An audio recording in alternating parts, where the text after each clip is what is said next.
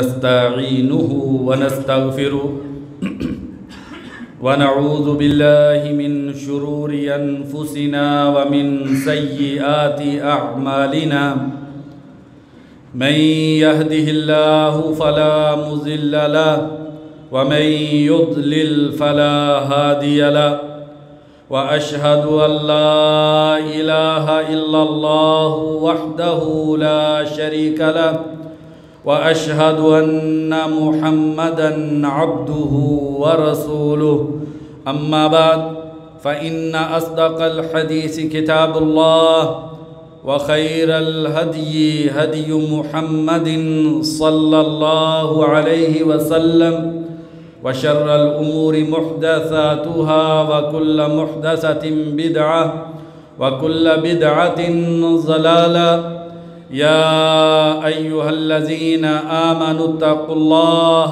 حق تقاته ولا تموتن إلا وأنتم مسلمون يا أيها الناس اتقوا ربكم الذي خلقكم من نفس واحدة وخلق منها زوجها وبث منهما رجالا كثيرا ونساء واتقوا الله الذي تساءلون به والأرحام إن الله كان عليكم رقيبا يا أيها الذين آمنوا اتقوا الله وقولوا قولا سديدا يصلح لكم أعمالكم ويغفر لكم ذنوبكم ومن يطع الله ورسوله فقد فاز فوزا عظيما أما بعد فأعوذ بالله من الشيطان الرجيم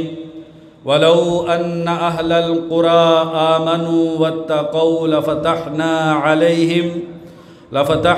عليهم بركات من السماء والأرض ولكن كذبوا فأخذناهم بما كانوا يكسبون۔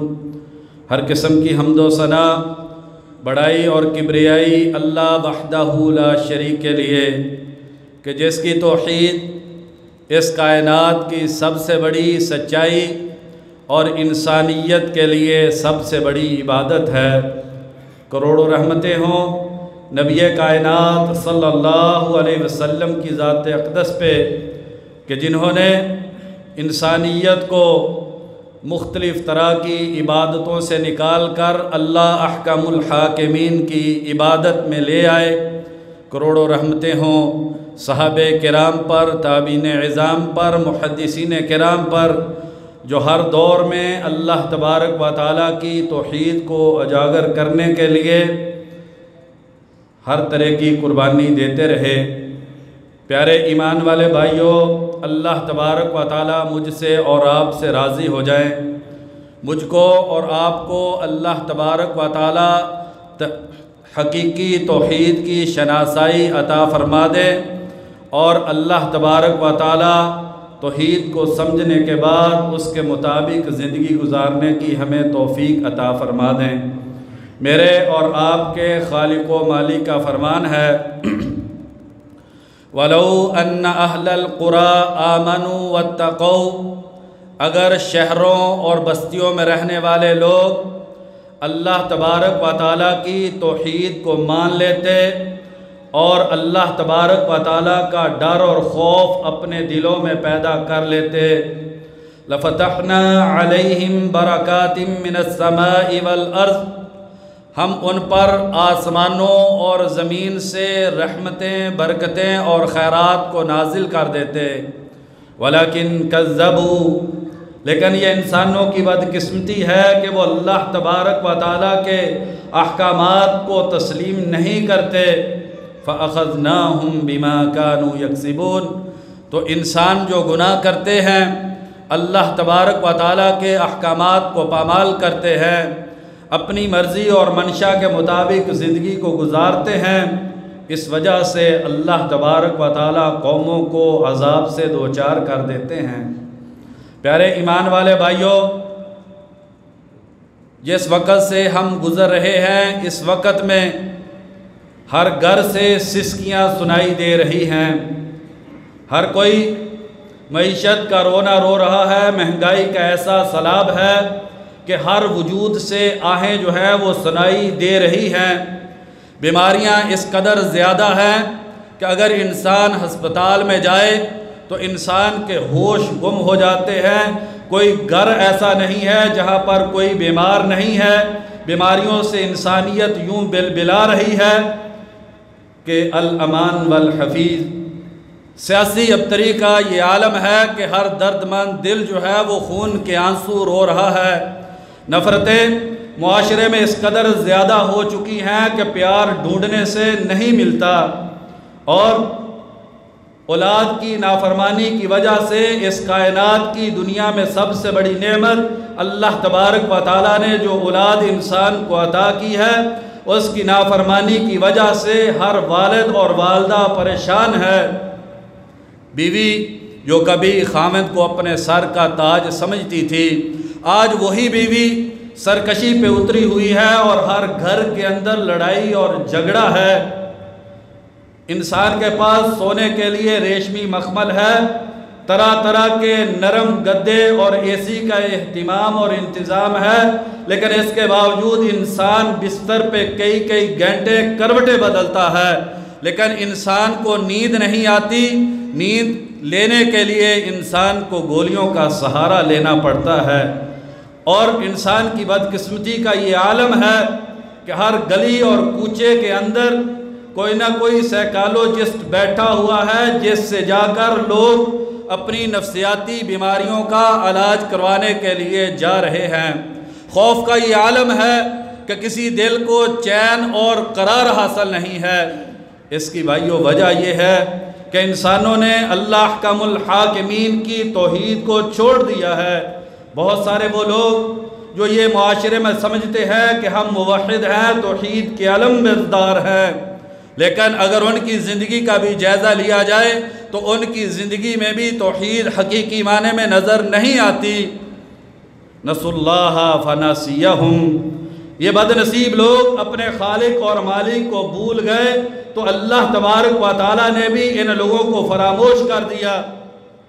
اور دوسری جگہ پر اللہ تبارک و تعالیٰ فرماتے ہیں وَنَسُوا اللَّهَ، یہ لوگ اپنے اللہ کو بھول گئے، فَأَنْسَاهُمْ أَنفُسَهُمْ، تو اللہ تبارک و تعالیٰ نے ان کو ان کی جانیں ہی بلا دی، یوں فراموش اپنے آپ کو کر بیٹھے کہ انسان اپنے ہاتھ سے ہی اپنی رگ جان کو کاٹ رہا ہے، اور زندگی اور روح انسان کے وجود سے جیسے مشکیزے سے پانی کا ایک ایک قطرہ نکل کر مشکیزہ خالی ہو جاتا ہے، ایسے ہی انسانیت کی رگ انسانیت سے انسانیت ایک ایک قطرہ کر کے یوں نکل رہی ہے کہ ڈھونڈنے سے بھائیو انسان نہیں ملتا۔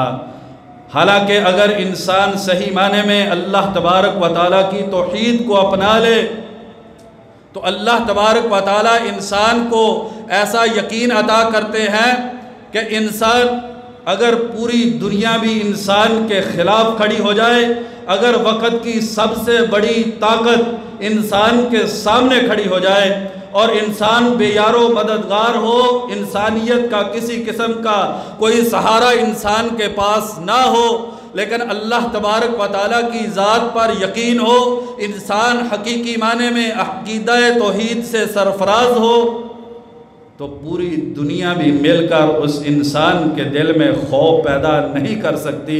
یہ کیسے ممکن ہے کہ اس دل میں انسانیت کا خوف پیدا ہو جائے جس دل میں اللہ تبارک و تعالیٰ کا خوف ہے؟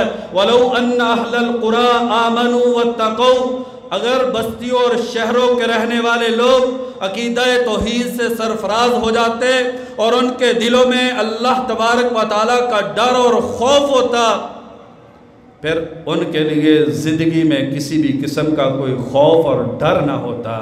دیکھیے موسیٰ علیہ السلام اور ان کے ساتھ چند مٹھی بھر بنی اسرائیل ایمان لانے والے، اللہ تبارک و تعالیٰ کی توحید کو ماننے والے، وقت کی سب سے بڑی طاقت جو اپنے آپ کو کہتا تھا انا ربکم الاعلی، میں تمہارا سب سے بڑا رب ہوں، اس کائنات کے اندر جو کچھ ہوتا ہے میرے حکم سے ہوتا ہے، تجری الانہار من تحتی، یہ جو دریا موجیں مارتے ہیں، یہ جو سمندر میں ٹھاٹھیں اٹھتی ہے، یہ میرے آرڈر اور حکم سے اٹھتی ہے۔ جس کا اتنا بڑا دعویٰ تھا، جو اپنے آپ کو وقت کی سب سے بڑی طاقت سمجھتا تھا، جس کے پاس اس زمانے کی سب سے بڑی فوج تھی، اور یقینی بات ہے وقت کا سب سے بہترین اسلحہ اس کے پاس تھا۔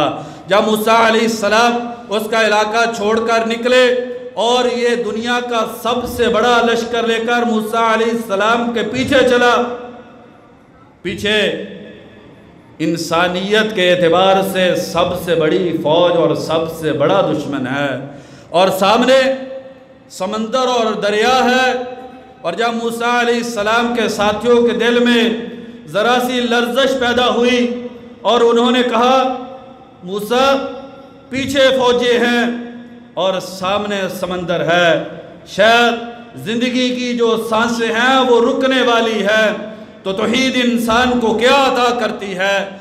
اس کٹھن حالات میں موسیٰ علیہ السلام اپنی قوم کو مخاطب کر کے فرماتے ہیں، کلا ایسا نہیں ہوگا، ظاہری طور پر رستے بند ہو گئے ہیں، دشمن بڑا طاقتور ہے اور پیچھا کرتا آ رہا ہے، سامنے سمندر ہے، نکلنے کا رستہ نہیں ہے، لیکن کلا ہرگز نہیں، ان معی ربی سیہدین، میرے ساتھ میرا رب ہے، میرا رب میرے لیے رستے کو پیدا کرے گا۔ اور اسی توحید کی بدولت اور پھر انسانیت نے دیکھا کہ اللہ تبارک و تعالیٰ نے اسی سمندر میں موسیٰ علیہ السلام کے لیے رستے کو پیدا کر دیا۔ وَمَن يَتَّقِ اللَّهَ يَجْعَل لَّهُ مَخْرَجًا، جو اللہ سے ڈر جاتا ہے اللہ اس کے لیے رستہ خود پیدا کرتے ہیں۔ چاہے اس انسان کو لوہے کی دیواروں کے اندر قید کر دیا جائے، لیکن اس توحید اور اللہ پر یقین کی وجہ سے وہ لوہے کی دیواریں ریت کا ڈھیر ثابت ہوتی ہیں۔ اور پھر ایسا ہی ہوا کہ جیسے موسیٰ علیہ السلام کو اپنے اللہ پر یقین تھا، ان کٹھن حالات میں موسیٰ علیہ السلام اسی سمندر سے بخیر و عافیت گزر جاتے ہیں، اور وہی سمندر فرعون کے لیے وہ عذاب بن جاتا ہے، اور وقت کی سب سے بڑی طاقت جو ہے وہ غرق ہو جاتی ہے۔ اور موسیٰ علیہ السلام اور ان کی قوم کے یہ چند لوگ، اللہ تبارک و تعالیٰ قرآن مجید میں فرماتے ہیں، ہم نے ان کو توحید کو ماننے اور دین پر چلنے کی وجہ سے کائنات کے مشرق کا بھی بادشاہ بنا دیا اور زمین کی مغرب کا بھی بادشاہ بنا دیا۔ جو کوئی انسان اللہ تبارک و تعالیٰ کی توحید کو تھام لیتا ہے، اللہ تبارک و تعالیٰ اس انسان کے لیے رستہ خود پیدا کرتے ہیں۔ یہی موسیٰ علیہ السلام ہیں، بچپنا ہے، حرکت نہیں کر سکتے، اپنی زندگی کا بچاؤ نہیں کر سکتے، لیکن ماں کو اللہ تبارک و تعالیٰ کی ذات پر یقین ہے۔ چھوٹے سے بچے کو دریا کی لہروں کی نظر کر دیا جاتا ہے، لیکن اللہ تبارک و تعالیٰ کی یہ سنت اور طریقہ نہیں ہے کہ اللہ تبارک و تعالیٰ توحید پرستوں کو بے یار و مددگار چھوڑ دے۔ یہ اللہ تبارک و تعالیٰ کی سنت نہیں ہے۔ اللہ تبارک و تعالیٰ سب سے زیادہ وفادار ہے۔ اللہ تبارک و تعالیٰ کبھی بھی اپنی توحید کو حقیقی معنی میں ماننے والوں کو بے یار و مددگار نہیں چھوڑتا۔ اور دیکھیے توحید انسان کو کتنا بڑا یقین، عزم اور قوت عطا کرتی ہے۔ ابراہیم علیہ السلام اپنا چھوٹا سا بچہ جو ابھی دوڑنے کی عمر کو ہوا ہے، کہا یا بنیا، اے میرے بیٹے، اے میرے جگر کے ٹکڑے، اے میری زندگی کی رونق، جس کو مانگتے ہوئے میری ساری جوانی ڈل گئی، بڑھاپے کی دہلیز پہ جو بیٹا مجھے ملا ہے، یا بنیا انی ارا فی المنام انی اذبحک فانظر ماذا تری، بیٹے میں نے خواب میں دیکھا ہے، میرے ہاتھ میں چھری ہے، تیری گردن ہے، میں تیری گردن کا نذرانہ اپنے اللہ احکم الحاکمین کے سامنے پیش کر رہا ہوں۔ فانظر ماذا تری، بیٹے سوچ ذرا تیرا کیا خیال ہے۔ دیکھیے توحید انسان کو کیا بناتی ہے، کیسی طاقت عطا کرتی ہے، کیسا عزم ملتا ہے، کیسا یقین اور توکل انسان کو ملتا ہے۔ یا ابت افعل ما تؤمر، ابا جان چھری ہاتھ میں پکڑیے، اپنے لخت جگر کو زمین پہ لٹائیے اور انسانی تاریخ میں ایک ایسی مثال قائم کیجئے کہ قیامت تک آنے والے لوگ توحید کے اس نذرانے کو یاد کریں اور اس کی مثالیں دیا کریں۔ ابا جان چھری آپ پکڑیے، مجھے زمین پہ لٹائیے اللہ کی توحید کو ثابت کرنے کے لیے، میں بیٹے کی گردن پہ چھری چلا دیجئے، ستجدونی انشاء اللہ من الصابرین۔ ابا جان نافرمانی تو بڑی بات ہے، یہاں سے تو سسکی بھی سنائی نہیں دے گی، گردن کٹ جائے گی، آپ اپنے بیٹے کی گردن کو کاٹ دیں گے۔ توحید انسان کو کیا بناتی ہے ابا جان، سسکی بھی سنائی نہیں دے گی۔ اور یہی ابراہیم علیہ السلام اکیلے تنے تنہا اللہ تبارک و تعالیٰ کی توحید کا اعلان کرنے والے، اور نبی اکرم صلی اللہ علیہ وسلم کے بعد انسانیت میں توحید کے سب سے بڑے مظہر اور ماننے والے، جب پوری قوم ان کے خلاف ہو گئی، باپ ہے، باپ نے گھر سے نکال دیا۔ اس دکھ کو ذرا دیکھیے، انسان معاشرے میں اکیلا ہو، پورا معاشرہ انسان کے خلاف ہو، قوم قبیلہ بھی دشمن ہو، اور باپ بھی انسان کو گھر سے نکال دے، دکھ کیسا ہوتا ہوگا۔ لیکن ابراہیم علیہ السلام توحید کو دیکھیے، اللہ پر یقین اور اعتماد کی پختگی کو دیکھیے، گھر کو چھوڑ دیا۔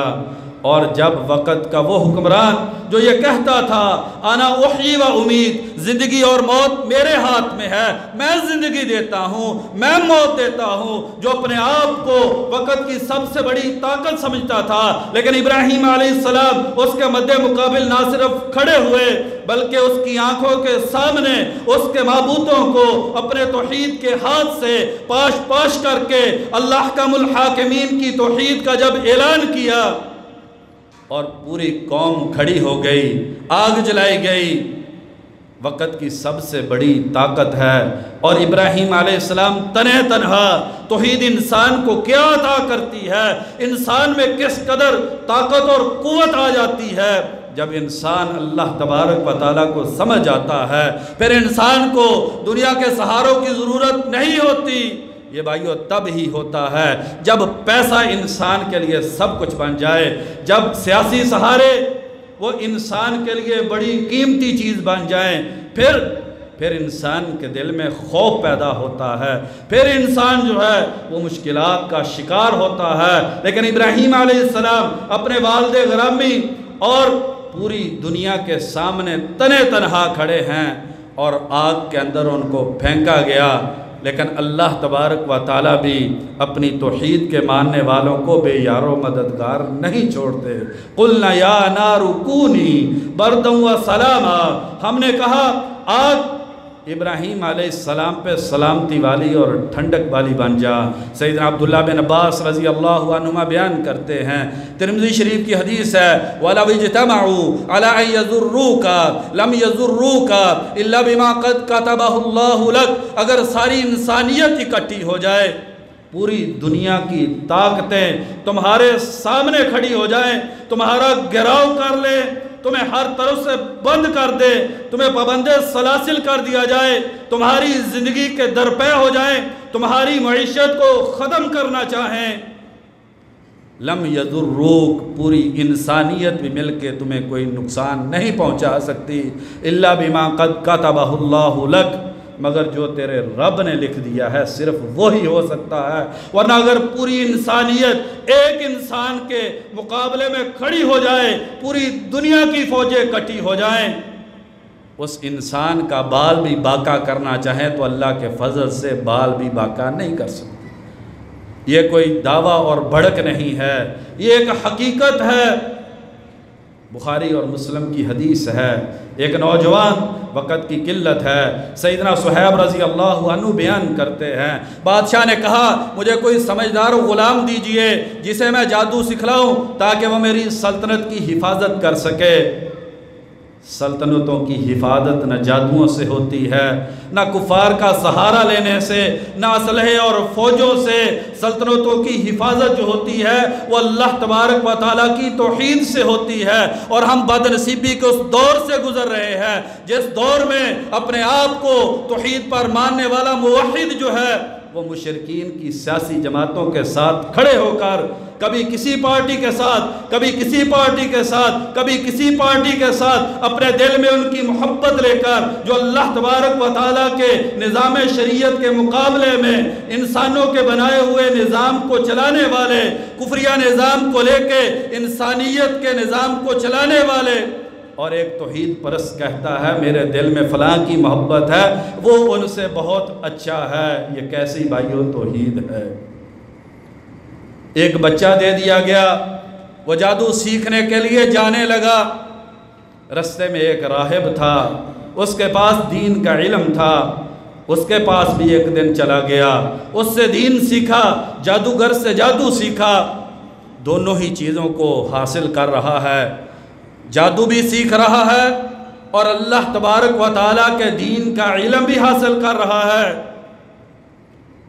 وقت یوں ہی گزرتا گیا، آزمائش آئی، ایک دن رستے پہ جا رہا ہے، لوگوں کا سمندر ہے، لوگ بڑی تعداد میں کھڑے ہیں، رش ہے،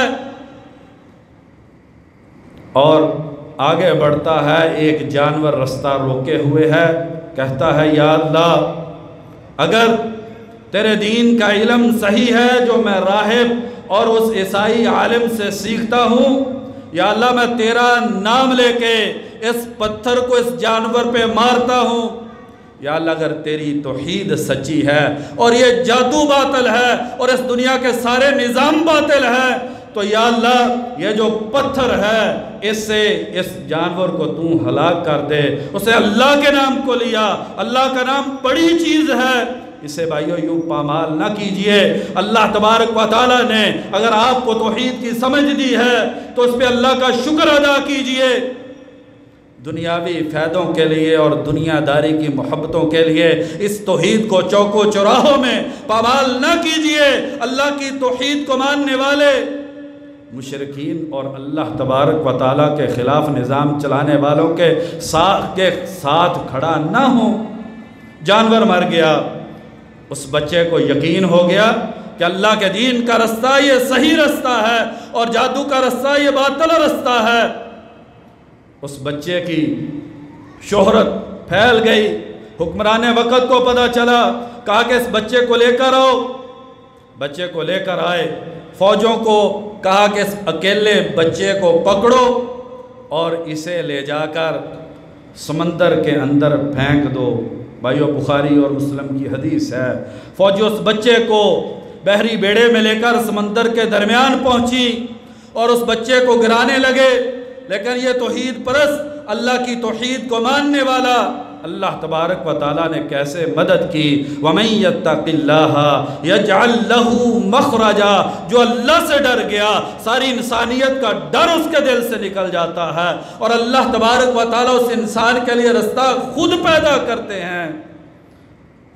سمندر کے اندر جو ہے وہ طوفان آیا، وہ بحری بیڑا لرزا، ساری کی ساری فوج غرق ہو گئی، یہ اکیلا بچہ بچ گیا۔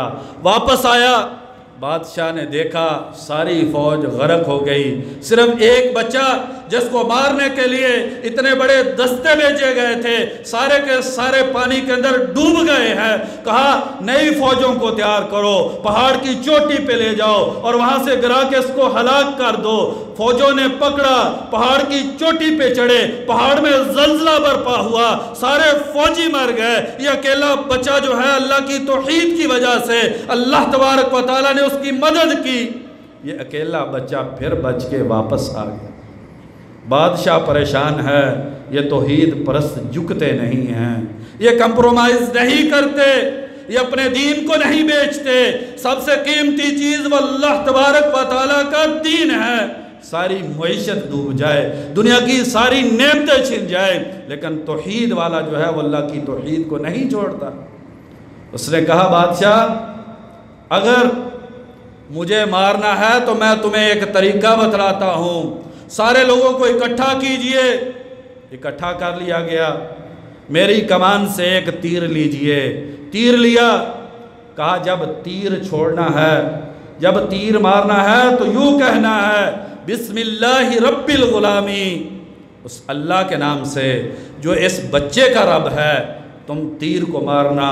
انہوں نے تیر کو کھینچا، تیر یہ کہہ کے مارا گیا، بادشاہ نے اللہ کی توحید کے کلمے کا اقرار کیا، اس کو پڑھ کے مارا، بچے کی کن پٹی پہ تیر لگا، اور نبی اکرم صلی اللہ علیہ وسلم نے فرمایا کہ وہ بچہ فوت ہو گیا۔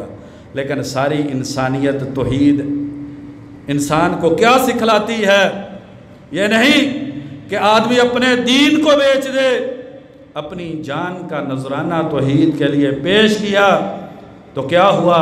ساری انسانیت جو دیکھ رہی تھی سمجھ گئی کہ اس بچے کی جو توحید ہے یہی حق اور سچ کا رستہ ہے، اور سارے لوگوں نے اللہ کی توحید کو قبول کر لیا۔ آئیے بھائیو، ہم توحید کو ماننے والے ہیں، اور اس دنیا میں توحید سے بڑی عبادت کوئی نہیں ہے۔ اور توحید انسان کو کیسا یقین عطا کرتی ہے؟ بخاری اور مسلم کی دوسری حدیث ہے، عمر فاروق رضی اللہ عنہ نبی اکرم صلی اللہ علیہ وسلم کے عظیم صحابی ایک دن نبی اکرم صلی اللہ علیہ وسلم کے گھر تشریف لائے۔ چھوٹا سا گھر، 6 ہاتھ بائی 9 ہاتھ کا گھر ہے۔ نبی اکرم صلی اللہ علیہ وسلم کھجور کی چٹائی پر لیٹے ہوئے ہیں، تکیہ چمڑے کا ہے جس میں کھجور کی چھال بری ہوئی ہے۔ عمر فاروق رضی اللہ عنہ بیٹھ گئے۔ آپ صلی اللہ علیہ وسلم کا لباس دیکھا ہوگا، اس پہ لگے ہوئے پیوند، اور پھر یوں نگاہ دوڑا کے نبی اکرم صلی اللہ علیہ وسلم کے گھر کو دیکھا تو فرماتے ہیں گھر میں چمڑے کے 3 ٹکڑے نظر آئے، اس کے علاوہ گھر میں کچھ نہ تھا۔ اور آپ صلی اللہ علیہ وسلم جب اس چٹائی سے اٹھے، ریشمی بدن پہ اس سخت چٹائی نے نشانات چھوڑے تھے۔ عمر فاروق رضی اللہ عنہ نے جب معیشی پسماندگی کی اس حالت کو دیکھا کہ وجود پہ کپڑا نہیں ہے، جو کپڑے ہیں وہ بھی پیوند زدہ ہے، اور گھر میں کھانے پینے کے لیے کچھ نہیں ہے، اور بستر ایسا کہ جسم پہ نشانات ہیں، بے ساختہ عمر فاروق رضی اللہ عنہ رو پڑے۔ آپ صلی اللہ علیہ وسلم نے عمر فاروق رضی اللہ عنہ کی آنکھوں میں آنسوؤں کو دیکھا، کہا عمر کیا ہوا؟ کہا اللہ کے نبی آپ سید الاولین والآخرین ہیں، آپ امام الانبیاء ہیں، آپ ساری انسانیت کے سردار ہیں۔ اللہ کے نبی غربت کا یہ عالم، اور وہ جو اللہ کو نہیں مانتے، کیسر و کسرا جو اللہ کے دشمن ہیں، اللہ کے نبی سونے اور چاندیوں کے برتن میں وہ کھانا کھاتے ہیں۔ نبی اکرم صلی اللہ علیہ وسلم نے جب کیسر و کسرا اور نبی اکرم صلی اللہ علیہ وسلم کی اس کیفیت کے تقابل کو سنا، آپ صلی اللہ علیہ وسلم کے چہرے پہ غصے کے آثار ظاہر ہوئے، اور فرمایا اوا فی شک یبن الخطابی، کیا عمر تجھے اس دین کی حقانیت کے بارے میں کوئی شک ہے؟ تجھے صرف دنیا نظر آتی ہے؟ تھوڑی سی پریشانیاں کیا آئیں تم آبدیدہ ہو گئے، تم سے پہلے لوگوں کے سروں پہ آرے رکھ کے ان کو درمیان سے 2 ٹکڑے کر دیا جاتا تھا۔ عمر یہ دنیا ان کے لیے دنیا میں ہے، اور یہ نعمتیں ہمارے لیے آخرت میں ہیں۔ جو بات میں آپ بھائیوں کو کہنا چاہتا ہوں، اس توحید کی وجہ سے نبی اکرم صلی اللہ علیہ وسلم کو اس یقین کو دیکھیے، جو یقین نبی اکرم صلی اللہ علیہ وسلم کو حاصل ہے کہ اس دنیا کی کوئی حیثیت نہیں ہے، اس دنیا کے لیے، اس دنیا کو دیکھ کے کبھی اپنے دین کی حقانیت اور اللہ کی توحید کے بارے میں شک میں مبتلا نہ ہو جانا۔ اور کیسے آپ صلی اللہ علیہ وسلم نے عمر فاروق رضی اللہ عنہ کو اس دنیا اور آخرت کی حقیقت کو سمجھایا۔ یہ توحید انسان کے اندر اس قدر یقین پیدا کرتی ہے کہ سیدنا جابر رضی اللہ عنہ بیان کرتے ہیں، بخاری اور مسلم کی حدیث ہے، آپ صلی اللہ علیہ وسلم ایک جنگ سے واپس آ رہے ہیں، اور ایک درخت کے سائے کے نیچے لیٹے ہوئے ہے، ایک کافر آتا ہے، صحابہ دور سو رہے ہیں، وہ تلوار ہاتھ میں پکڑتا ہے، آپ صلی اللہ علیہ وسلم کی گردن پہ تلوار رکھ کے کہتا ہے میں یمنعک منی، کون ہے جو آپ کو مجھ سے بچائے گا؟ فرمایا اللہ۔ یہ یقین ہے، توحید انسان میں یہ عزم، یقین اور استقلال پیدا کرتی ہے۔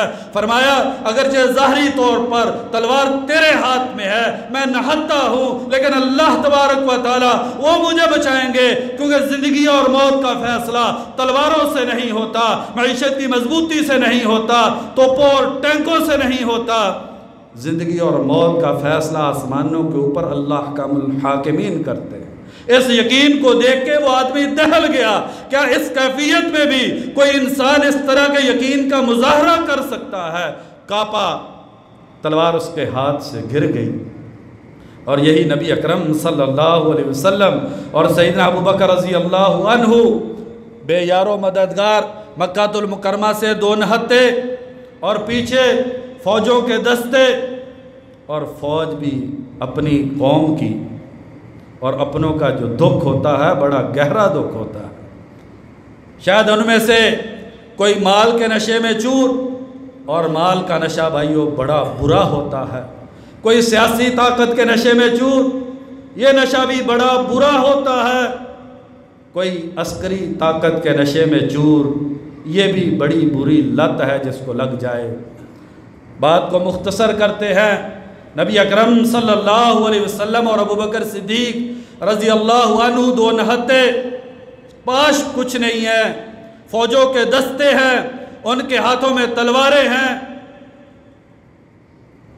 اور غار ثور میں نیچے یہ ہیں اور اوپر مشرکین کے پاؤں نظر آتے ہیں۔ سیدنا ابو بکر رضی اللہ عنہ نے جب اس کیفیت کو دیکھا تو کہا اللہ کے نبی لو نظر احدهم الى قدمه لرآنا، اگر ان میں سے کسی نے اپنے پاؤں کی طرف دیکھ لیا تو ہمیں دیکھ لیں گے۔ فرمایا کلا، فرمایا لا تحزن، ابو بکر ڈرنے کی ضرورت نہیں ہے، ان اللہ معنا، اللہ تبارک و تعالی ہمارے ساتھ ہیں۔ اگر اللہ نے زندگی رکھی ہے پھر کوئی زندگی چھیننے والا نہیں ہے، اور اگر اللہ نے زندگی ختم کر دی ہے، موت کا فیصلہ ہے، پھر کوئی زندگی دینے والا نہیں ہے۔ ان اللہ معنا، ابو بکر اللہ ہمارے ساتھ ہے۔ فانزل اللہ سکینتہ، پھر اللہ نے اپنی سکینت، دل کا یقین، دل کی ٹھنڈک عطا کی۔ وانزل وایدہ بجنود، اور اللہ تبارک و تعالیٰ نے ایسے لشکروں سے مدد کی جن کو تم دیکھ نہیں رہے تھے، اور کافروں کی جو بات تھی اللہ تبارک و تعالیٰ نے اسے ذلت و رسوائی میں پھینک دیا۔ وَكَلِمَةُ اللَّهِ هِيَ الْعُلْيَا، اور اللہ تبارک و تعالیٰ کی بات ہی وہ جو ہے وہ سب سے اوپر جانے والی ہے۔ دیکھیے کیسے اللہ تبارک و تعالیٰ کی توحید کی وجہ سے نبی اکرم صلی اللہ علیہ وسلم اور سیدنا ابو بکر صدیق رضی اللہ عنہ کٹھن حالات میں کیسی مضبوطی ہے، زبان پہ سسکیاں نہیں ہیں، کیونکہ جس دل میں توحید ہے وہاں سے سسکیاں نہیں نکلتی۔ وہ انسان جس حالت میں بھی ہے وہ اللہ کا شکر گزار ہوتا ہے، اور اللہ کی توحید انسان کو وہ طاقت عطا کرتی ہے کہ دنیا کی کوئی طاقت اس طاقت کا مقابلہ نہیں کر سکتی۔ اللہ تبارک و تعالیٰ سے دعا ہے اللہ تبارک و تعالیٰ ہمیں حقیقی معنی میں توحید کو سمجھنے کی اور اس کے مطابق زندگی گزارنے کی توفیق عطا فرما دیں۔ وما توفیقی الا باللہ۔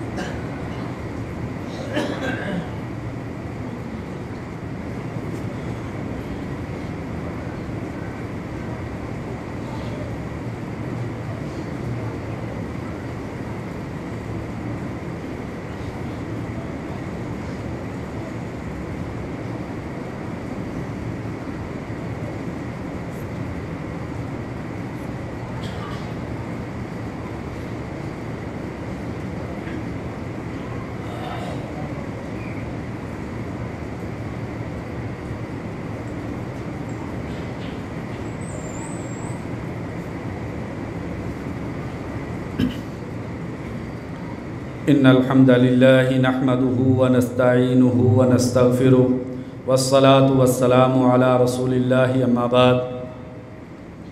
ہم میں سے بہت سارے بھائی یہ سمجھتے ہیں کہ قبروں کو سجدہ نہ کرنا، اللہ کے علاوہ کسی اور سے مدد نہ مانگنا، داتا و دستگیر اللہ تبارک و تعالیٰ کو سمجھنا، یہ توحید ہے، یقینی بات ہے، یہ توحید ہے۔ لیکن بھائیو، یہ ساری توحید نہیں ہے۔ انسان جو بھی گناہ کرتا ہے اس گناہ کی وجہ عقیدہ توحید کی کمزوری ہے۔ اللہ تبارک و تعالیٰ کے سارے اسماء و صفات کو ماننا حقیقی توحید کے لیے یہ بھی ضروری ہے۔ جب انسان بد نظری کر رہا ہوتا ہے، کبھی اپنے موبائل کی سکرین پہ، کبھی چوک اور چوراہے میں، کبھی دوستوں کی محفل میں، کبھی بازار میں، اس وقت اس انسان کے دل میں توحید کمزور ہوتی ہے۔ کیوں؟ کیونکہ اگر اسے اللہ تبارک و تعالیٰ کی صفات میں سے اس صفت کا علم ہوتا کہ یعلم خائنۃ الاعین وما تخفی الصدور، آنکھوں کی خیانت اور دلوں کے خیالات کو اللہ تبارک و تعالیٰ جانتے ہیں، اگر اس کا یہ عقیدہ ہوتا کہ آنکھوں کی خیانت اور دل کے خیالات کو اللہ تبارک و تعالیٰ جانتے ہیں، اگر حقیقی معنی میں وہ اللہ تبارک و تعالیٰ کی اس صفت کو ماننے والا ہوتا تو وہ کبھی بھی بد نظری نہ کرتا۔ یہ اس کی توحید میں کمی ہے جس کی وجہ سے وہ یہ گناہ کرتا ہے۔ اور وہ کیسا موحد ہے جو چوک چوراہے میں بیٹھا ہے، دوستوں کی محفل میں بیٹھا ہے، ٹی وی کے کسی پروگرام پر بیٹھا ہے، کسی سیاسی بیٹھک میں بیٹھا ہوا ہے اور اللہ اکبر کی صدا مسجد سے سنتا ہے۔ یہ کیسا توحید کو ماننے والا ہے؟ یہ مسجد میں نہیں آتا۔ وَأَقِيمُوا الصَّلَاةَ وَلَا تَكُونُوا مِنَ الْمُشْرِكِينَ، نماز کو قائم کرو، مشرکوں میں سے نہ ہو جاؤ۔ یہ کیسا توحید پرست ہے، اس کی توحید کیسی مضبوط ہے، اللہ اکبر کو سنتا بھی ہے اور اشہد ان لا الہ الا اللہ، اللہ تیرے علاوہ کوئی معبود برحق نہیں ہے، اس کی گواہی مسجد سے بلند ہوتی ہے، لیکن پھر بھی مسجد میں نہیں آتا۔ اور ہم سمجھتے ہیں کہ ہماری جیسی توحید دنیا میں کسی کی توحید نہیں۔ اور بھائیو، یہ کیسی توحید ہے؟ جمعہ کی نماز کے لیے، خطبے کے لیے اذان ہوتی ہے، لوگوں اللہ کی بات سننے کے لیے اللہ کے گھر میں آ جاؤ۔ یہ کیسا توحید پرست انسان ہے کہ اس کے کان پہ جوں نہیں رونگتی اور یہ اللہ کے گھر میں نہیں آتا۔ توحید بھائیو، جہاں پر قبروں کو سجدہ نہ کرنا توحید ہے، غیر اللہ سے مدد نہ مانگنا توحید ہے، اسی طریقے سے اللہ تبارک و تعالیٰ کے احکامات کو ماننا بھی توحید ہے۔ اور جو انسان اللہ تبارک و تعالیٰ کے احکامات کو نہیں مانتا وہ حقیقی معنی میں موحد نہیں ہے، اس کی توحید میں نقص ہے۔ اس لیے نبی اکرم صلی اللہ علیہ وسلم نے فرمایا تھا، من قال لا الہ الا اللہ صدقا من قلبہ دخل الجنہ، جس انسان نے دل کی سچائی سے اس کلمے کو پڑھا، اللہ کی توحید کا اقرار کیا، وہ جنت میں چلا جائے گا۔ ابن ابی ملیکہ فرماتے ہیں، بخاری شریف میں موجود ہے، میں نے 30 کے قریب صحابہ کو دیکھا جو اپنے بارے میں نفاق کے بارے میں ڈرتے تھے۔ جب گناہ ہوا ڈر پیدا ہو جاتا تھا، کہیں میں منافق تو نہیں، میں نے صحیح معنی میں اللہ کی توحید کو نہ مانا ہو کہ میرے ایمان میں یہ کمی آ گئی، میں یہ عبادت نہیں کر سکا، مجھ سے یہ گناہ ہو گیا، میں مومن ہوں یا کہ میرے دل میں نفاق ہے۔ اور بھائیو، ہم کتنے بڑے بڑے گناہ کر جاتے ہیں اور ہمارے دل میں ڈر اور خوف پیدا نہیں ہوتا۔ آئیے حقیقی توحید جو ہے اس کو سمجھنے کی ہم کوشش کریں اور اس کے مطابق اپنی زندگی کو گزاریں۔